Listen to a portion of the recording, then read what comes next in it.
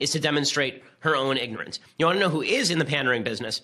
Somebody who is hailed by the left as a moral hero is Jimmy Kimmel. So Jimmy Kimmel was hailed for the past 3, 4, 5 weeks, ever really since the Obamacare attempts by the senator from what's the name of the senator who was on his show?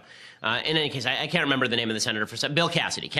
In any case, the Jimmy Kimmel did a whole rant about Bill Cassidy and Obamacare, how terrible it would be if Obamacare were repealed. It was evidenceless. It was fact-free. I did an entire rebuttal of it here on the show that went viral. And Jimmy Kimmel has been hailed as a moral leader because he spoke out on gun control and because he spoke out on health care. And he accepted this mantle. He obviously thinks that he has a voice in this. He's not just a comedian. He has a voice in this. And as a citizen, he feels the necessity to use his platform. Now, he has every right to do that, right? He has every right to do this whole thing. What I said was, when Jimmy Kimmel did this routine, that he was the moral arbiter for the country. And he posed himself as that, right? He said things like, "You're immoral if you disagree with me." This was the implication of his Las Vegas rant, that if you disagreed with him, you were immoral. You want people to die because you're being paid off by the gun lobby. We went through it in detail here on the show. You pose yourself as the moral voice of the country. I said, who died and made Jimmy Kimmel the moral arbiter? Well, because that went viral, Jimmy Kimmel, without responding to me by name, responded to me directly on one of the Sunday shows. Here was Jimmy Kimmel responding, and I want you to know, who do you think is pandering here? Who do you think is pandering? Am I pandering for standing up for a perspective that I have held my entire political career, have spoken out for openly and honestly for 15, 16, 17 years, or I'm 33, so I've been doing this since I was 17, so 16 years.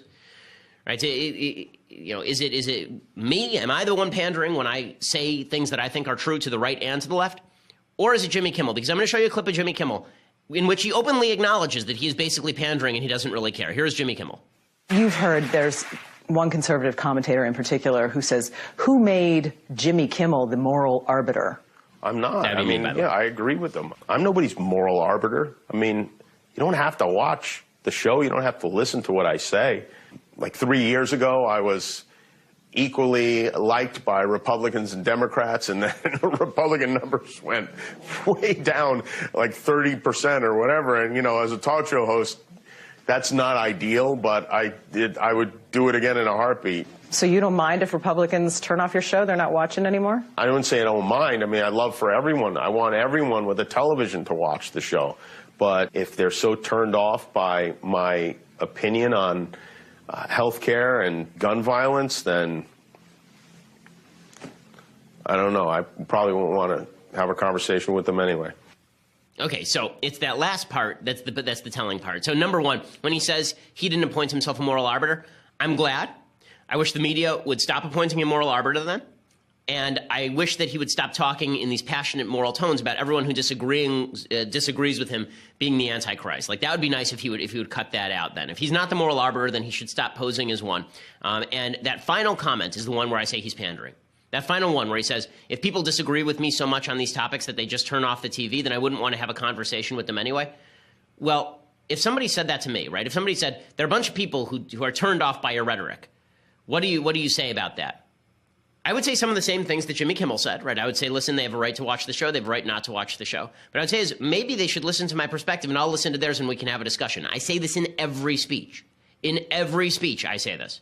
Okay, I always say that I want the conversation to take place. I want more people on the left to listen and I want to hear their ideas too so we can go back and forth on this. Okay, it's Jimmy Kimmel saying basically, if you don't want to watch the show, so long, see ya.